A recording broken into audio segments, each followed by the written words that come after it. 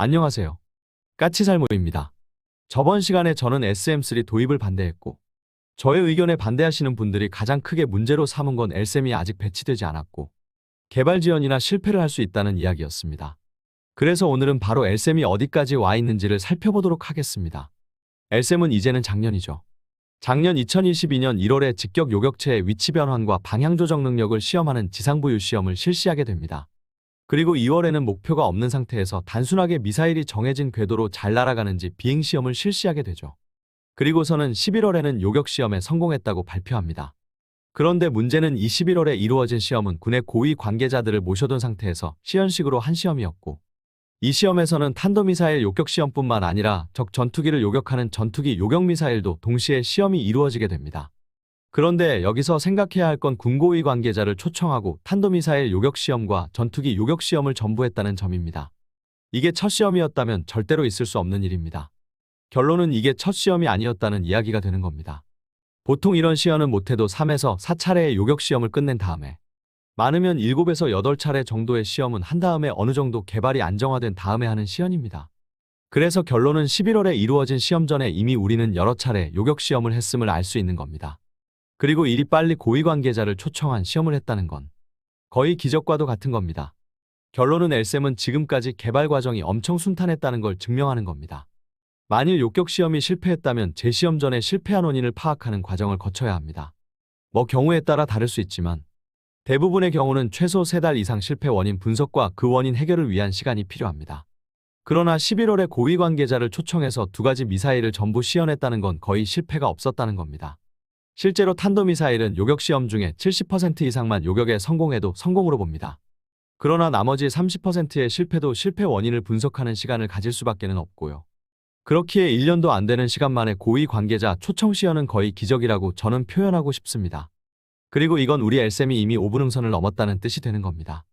기본적으로 탄도미사일 요격시험은 유럽을 기준으로는 평균적으로 16번, 그리고 미국을 기준으로는 22번 정도 이루어집니다. 유럽의 아스터 같은 경우는 16번의 요격시험을 했으며 미국의 패트리어트는 22번의 요격시험을 했습니다. 그러나 그 어떤 경우도 이리 빨리 일정을 소화하는 걸 본 적이 없습니다. 당연한 게 요격 성공률이 70%만 넘어도 성공이고, 그래서 30% 정도는 실패합니다. 그리고 요격 성공률이 70%를 넘었다고 해도 실패한 30%의 실패 원인 분석 시간이 필요하고요. 그래서 이런 빠른 일정 소화는 불가능합니다. 그런데 우리나라에서 이 불가능이 현실로 일어나고 있는 겁니다. 원래 LSM 개발 일정은 요격시험과 개발이 2024년 10월까지입니다. 솔직히 2022년 2월에 시험 발사를 시작해서 2024년 10월에 끝나는 개발 일정도 거의 현실성이 없는 일정입니다. 이 일정을 소화하기 위해서는 요격 실패가 30%가 아니라 거의 한두 번만 실패해야 합니다. 더 많은 요격 실패가 발생한다면 지키기 거의 불가능한 일정이라고 저는 봅니다. 그런데 지금의 일정 소화는 저희 예상보다도 빠릅니다. 지금대로라면 최대한 빨리 끝났을 때 요격시험이 올해 말이나 내년 초에 끝날 수 있지 않나 예상을 해보고, 솔직히 그리 끝나려면 단 한 번도 요격시험에 실패해서는 안 됩니다. 그러면 왜 이리 빠른 개발이 가능했던 걸까요? 그 요인은 2가지라고 저는 생각합니다. 우선 첫 번째는 앞에서 이야기한 것처럼 개발 과정 중에 요격 실패가 거의 없었기에 가능했을 겁니다. 그리고 2번째는 군의 빠른 전력화 요구입니다. 원래 LSM의 개발 일정은 2024년 10월까지 시험과 개발, 그리고 2026년부터 양산을 시작해서 2027년에 첫 포대 배치, 그리고 2028년까지 양산해서 4개 포대 전부 생산과 배치를 끝낸다는 겁니다. 이것도 상당히 빠듯한 일정입니다. 그런데 여러분도 아시겠지만 북한의 위협이 갈수록 높아지고 있기에 군은 더 빠른 전력화를 요구하고 있습니다. 그래서 제가 저번 영상에서도 시험용 포대의 배치 가능성을 이야기한 거고요. 그리고 그래서 제가 LSM의 개발 성공을 자신하는 겁니다. 군이 아무리 전력화 일정을 당겨달라고 해도 요격시험이 자주 실패하고 그 실패 원인을 분석해야 했다면 절대로 이런 빠른 개발은 불가능합니다. 결론은 LSM은 지금까지 거의 요격 실패 없이 군의 조기 전력화 요청으로 인해서 요격시험도 빠르게 소화하고 있다고 할 수 있습니다. 그럼 LSM 블록2는 어떻게 되어가고 있을까요? 2022년 1월 23일 방위사업청장은 공식적으로 천공블록3와 LSM 블록2의 개발을 추진하겠다고 발표합니다. 그러나 우리 군에서는 아직 정식적으로 LSM 블록2에 대한 소요 제기가 없습니다. 뭐 당연한 거죠. 아직 LSM의 개발도 끝나지 않은 상태에서 블록2의 소요 제기를 할 수 없으니까요. 그러나 이미 우리나라 업체들은 자체 예산으로 LSM 블록2의 개발을 시작한 상태입니다. 무슨 배짱으로 이러는 걸까요? 우리 군이 안 사줘도 엘셈 블록2를 사겠다는 나라는 줄을 서 있기 때문입니다.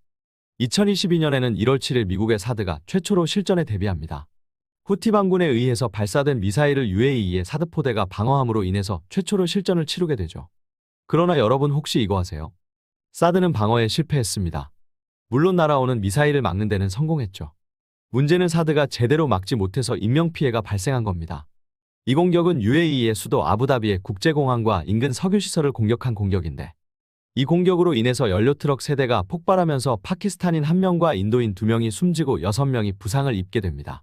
솔직히 저도 이게 사드가 방어한 미사일의 파편이 떨어져서 입은 피해인지, 아니면 사드가 미처 막지 못한 또 다른 미사일에 의해서 입은 피해인지는 모르겠지만, 사드는 욕격에는 성공했을지 모르지만 방어에는 실패한 겁니다.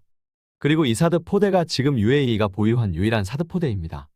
UAE는 사드에 너무 비싼 가격으로 인해서 단 한 개의 사드 포대만을 도입하였고, 그래서 24시간 상시 방어는 현재 불가능한 상태입니다. 그런데도 UAE는 사드의 추가 도입을 추진하지 않고 있습니다. 우리 엘셈이 개발되기를 기다리는 겁니다. UAE는 아마 엘셈 기본형부터 구매할 거라고 봅니다. 당연히 블록2도 구매할 것이고요. 그럼 돈 많이 들여서 사드를 대량 구매하는 사우디는 어떨까요? 사우디는 무려 18조 원이라는 어마어마한 예산을 들여서 사드를 구매하는 중입니다. 그럼 사우디의 구매 내역을 살펴보죠. 사우디의 구매 내역은 발사차량 44대, 요격미사일 360발, 그리고 지휘소 16대, TPY-2 레이더 7대입니다. 7개 포대를 구매한 겁니다. 7개 포대에 18조 원입니다. 사드의 가격은 알려져 있기로 1조 5천억입니다. 실제로 UAE가 한 개 포대를 구매하는데 사용한 돈도 11억 달러라고 합니다. 한마디로 말하면 원래부터 비싼 사드를 미국에서는 사우디에 바가지까지 씌운 겁니다. 그래서 사우디는 사드를 18조 원이나 들여서 사고도 러시아의 S-400을 구매하려 했습니다. 그러나 당연히 미국에서 강력하게 반대했고, 우크라이나 전쟁으로 인해서 지금에 와서는 미국의 반대를 무릅쓰고라도 사고 싶어도 살 수가 없게 되었습니다. 그래서 사우디도 지금 우리 엘셈 블록2가 개발되기를 UAE와 나란히 번호표를 뽑고 기다리는 신세가 되었습니다. 그래서 우리 업체들은 군의 발주와 상관없이 엘셈 블록2에 과감한 투자를 할 수 있었던 겁니다. 그럼 각 업체는 엘셈 블록2를 개발하기 위해서 뭘 개발하고 있을까요? 우선 레이더를 담당하는 한화부터 이야기하죠.